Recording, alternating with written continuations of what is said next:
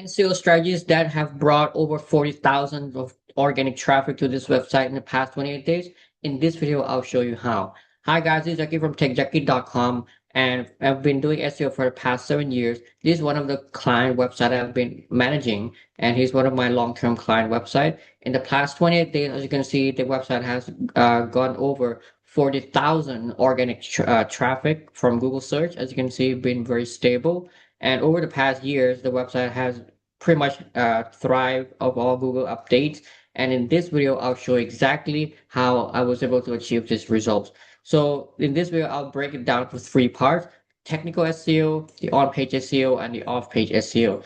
Just to give you a little bit of background about this client website, he runs a e-commerce shop selling various gym equipment and stuff like that. So the website is divided into two parts. So there are commercial pages, which means pages that sell products. So category pages, product pages.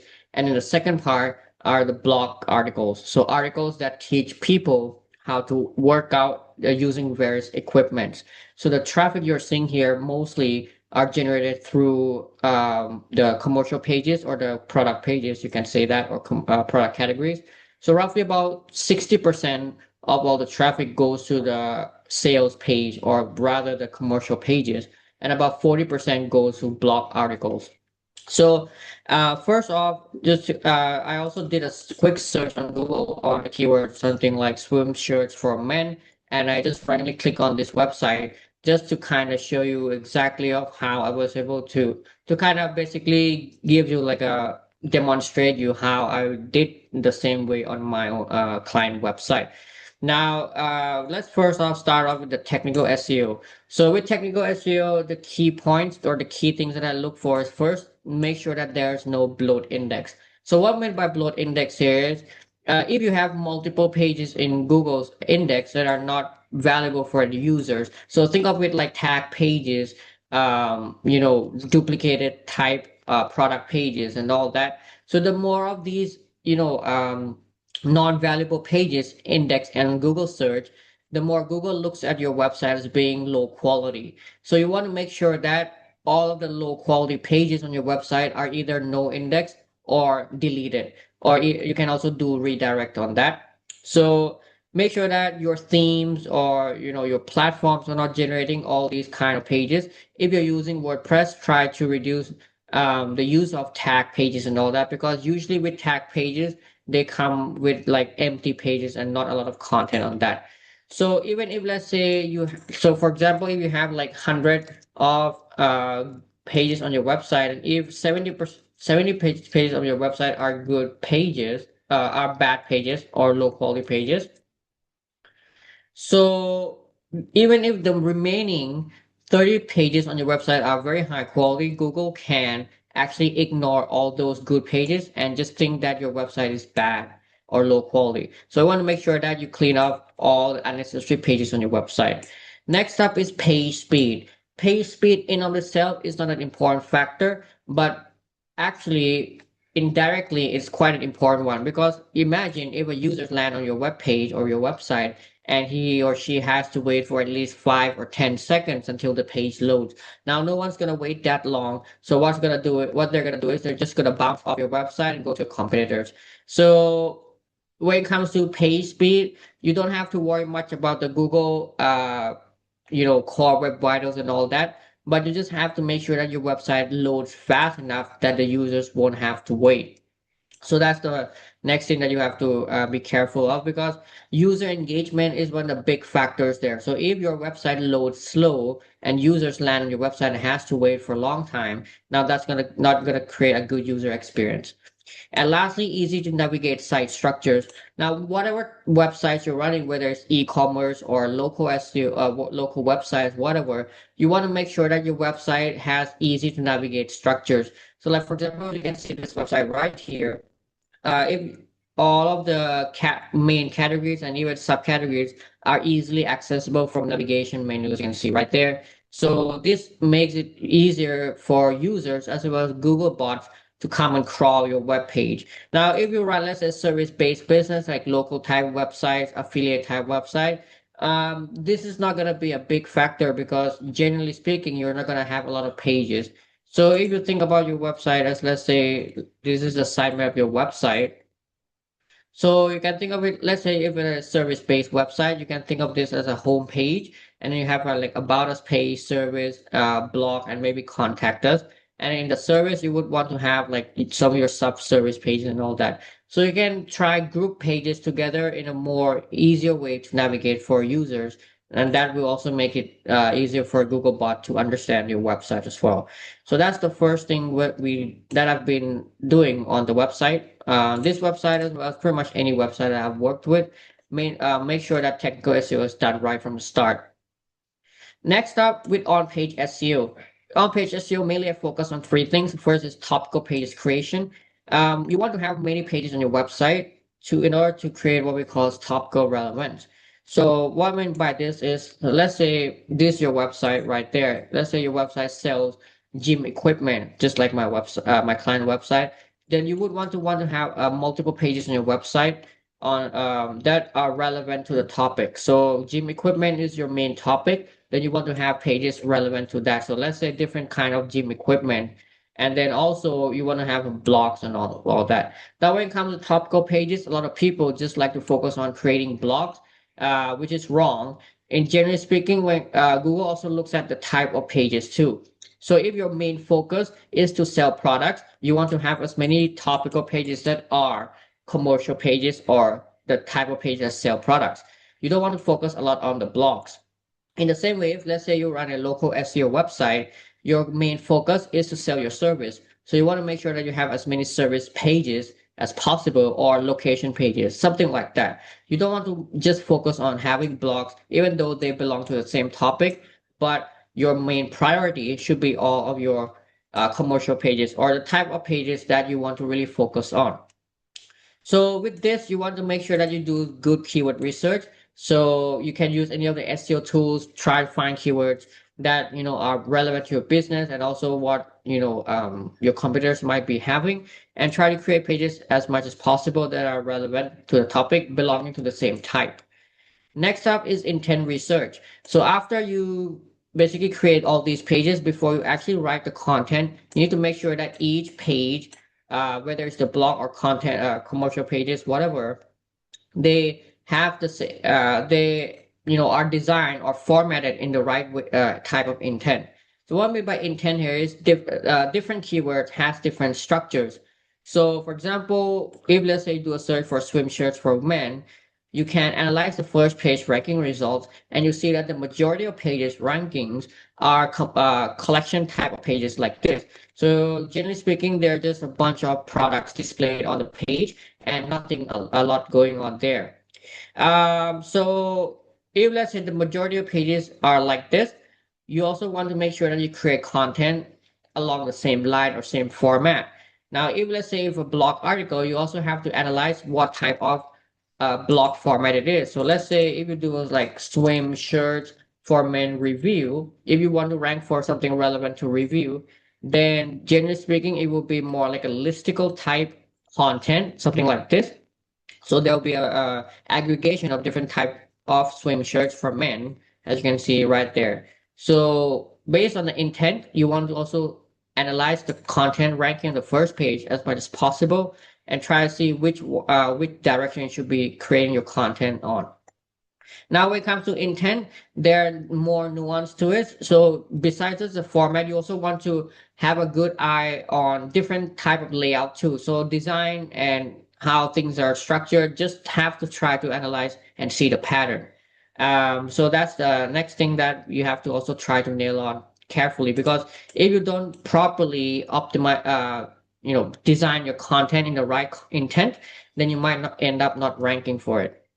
Next up, lastly, with on-page SEOs, proper page optimizations. When it comes to optimizing different pages, there are generally two sections. First is obviously the main part, the title, the H1, the H2s, and all that. And then secondly is the body of the content, which means the what is inside the main content part. When it comes to e-commerce, generally speaking, as you can see, what Google actually wants based on the intent is collection of products right there. So your main goal is to have as lightly as possible when it comes to content. As you can see, this category page doesn't have a lot of content going on, just a bunch of content right there, and mainly they just showcase their products. Now, if you're a local type of website or service-based business, for example, then you want to go a little bit heavy on the content. So you want to have more topics on the page. It can be things like how to hire your, different type of service you offer, how to book your service, different reviews, right? All these type of stuff. Um, Generally speaking, nothing much complicated here, but when it comes to optimization of the page, they're more like generalized way of how people like to do. Like, if you look at any of the SEO tutorials online, they'll see like put keywords here and and then have keywords there. Yes, on some extent they're correct, but I also have my own ways of optimization too. For example, how to properly optimize your H1, how to properly optimize your title tag. And also when it comes to body of content, there are also things to look for, like different words of uses. The positions of words also matters. And also sometimes having keywords in H2 also can be considered as over optimization too. I'm not going to get into detail of how I actually fully do my on page because it would make this video too long unnecessarily. But if you want to learn more about it, you can check out the SEO coaching program that I provide. So in that course, I basically teach you how to properly optimize your content, that it will not be over optimized, and definitely will optimize in such a way that you squeeze out as many score as possible from your on page. But generally speaking, you can also follow the general guidelines of how you want to optimize your content. Now, with this product category page, I would want to have more content on the top rather than the bottom, simply because content on the top has more weight or given more importance by Google there. So you want to have content a lot more on the higher up rather than the down part right there. And also, you want to have more products too, because we have to remember, based on the intent, people are looking for are the products. So you want to also make sure that you maximize number of products on your page. If let's say you're a local type or a service-based business, then you want to showcase, you want to display, you want to have the majority of the content on the things that people are actually looking for. Let's say, for example, it could be a pricing table. It could be like, different service you offer, something like that. Whatever your intent is, try to, showcase that as much as possible. And the rest of the page are just there to kind of help support your main content. So that's how you want to do it. Now, next off page SEO. Obviously, in on page, you also want to look at the internal linking as well. So, but generally speaking, when it comes to internal linking, if you have a very good site structure like this, it's pretty much covered already. But one thing to keep in mind, if let's say if you have different type of pages on your website, you want to make sure that the page you want to really rank for has the majority of internal link going to it. So let's say if this is your main page, you want to make sure that other pages also link to it as well. And let's say you have a blog articles there, they also should be linking to your main page as well that you want to rank for. If you already have them in the navigation menu like this, that's already well sorted.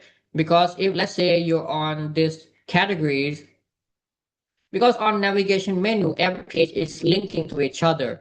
So when they're already present in the navigation menu, you can see that the majority of pretty much 100% of all the internal link is pointing to the page. So you want to rank for swim shirts, even if you're on the girls collection, you're still linking to that. If you're, let's say, on a baby collection, you're also still linking to that, right? So you can see there, it's still linking to that. So editing on the navigation menu means the page you receive 100% of all the internal link anyway, but you still want to support it by linking in the body of the content as well. Because when it comes to internal link or any link in general, Google prioritize or give a little bit more importance to links within the body of the content. Okay. Now, last up is off-page SEO. With off-page SEO, there are three things I would say. So I will just separate this off that I always do for my client. Okay, this will be viral traffic. First off is backlinks. Backlinks still remain as one of the important ranking factors, although not the main thing I think now because user engagement is, I think, in my opinion, more important. But still, you want to be building links to your website. So when it comes to any type of link building campaign, whether it's for this website or any type of website, I basically use mainly just two type of links. So one will be high quality PBN, and second will be guest post. So I mainly just use these two type of backlinks nowadays. So let's say this is your website. Obviously, you have multiple pages. So when it comes to link building, I'll be using some of the pages. I'll be building high quality PBNs to them because with PBNs they're actually more powerful. But then also I would build some guest posts to support that as well. And I don't only just build links to one page or a few pages. I try to build links to multiple pages as well, just to make sure that I have the link juice flowing on the website to kind of help build the overall domain authority. Because when it comes to ranking, yes, Google ranks pages, but Google also looks at other supporting pages on your website as well. So you don't want to neglect other pages on your website. You want to build links to at least 60 or 70% of all the pages on your website. Obviously, you want to prioritize the more important type of pages, that is your commercial pages, and that's how you want to do it. Uh, Next up, I also sometimes, not sometimes, but regularly send viral traffic. So what I mean by viral traffic here is I send significant amount of traffic in a short amount of time to a specific page to help boost the ranking. So you can think of it like sending about 300 to 400 visitors in about 10 to 15 minutes. So when you send that amount of traffic in a short amount of time to any page, you notice that the page ranking skyrocketed within 24 hours. And yes, you heard me correct. Within 24 hours, and in many cases less than that, you can actually push the ranking of any page. Now, it is not designed to just help push the rankings. It is also designed to help support your link building campaign as well. So when you regularly send traffic to your website or to different pages, while also building backlinks to them, you're actively sending signals to Google that your website are constantly um, you know, um, being wanted by the users, because if Google sees that there's a lot of traffic going to your website and also there's backlink consistently going to your website, it means that many people are constantly voting for your website and recommending your website. Now, if you want to learn more about our traffic, I do have a service on it. Starting at now just $19 actually, with just $19, you can actually push the rankings for any of the keywords, ranking on page 1 to 3 of Google to page one. And sometimes even if you're ranking on page 4, you can also jump to page one within 24 hours using such strategies. So you can learn more about it here. There are different packages. I recommend you go for at least 15 days or 30 days if you're serious about your long-term SEO growth, because yes, you can see results right away, but for long-term permanent SEO growth for any of the successful ranking website, you have to do it consistently. Just like you do backlink, just like you do your on page, you also have to be sending this consistently to your website as well to constantly feed all the positive signals. And lastly is branding, which, like I said, user engagement has become an important part of any of SEO nowadays. So you want to also build brands uh, as well consistently. So be it social media marketing, Google Ads, whatever. You want to try to at least get some branding going on your website. So when people repeatedly see your brand, see your website, what happened here is they'll do a search for your website. And it's not just a search, it's also the traffic from different sources. Yes, you can use viral traffic, like I said, but also Google wants to see traffic from different sources. So traffic from Facebook, traffic from Twitter, traffic from YouTube. And obviously, like I said, when people see you are brand enough, they also do a search for your brand. They'll click on it. Now, click signal is a very powerful signal as well, and that will basically support your overall SEO effort and get the ball rolling and make sure that you maintain consistent results like this. So that's pretty much the SEO strategies that I've done for this website and pretty much any of the websites that I work on. If you want to learn more about my deeper dive of strategies, or you want to learn exactly the nuances, for example, when to build backlinks, there are also different timing you should be building links as well, etc., etc. What pages to build link first, what pages to build link second. All of those deeper dive of things that I do, you can reach out to me or check out my SEO coaching programs, which I train people exactly on my strategies to consistently get results like this. Or if you want to use my browser traffic service, you can also check out my service as well, or you can email me to basically to confirm how to use it properly first. So that's all for it. Thank you for watching. See you in the next video.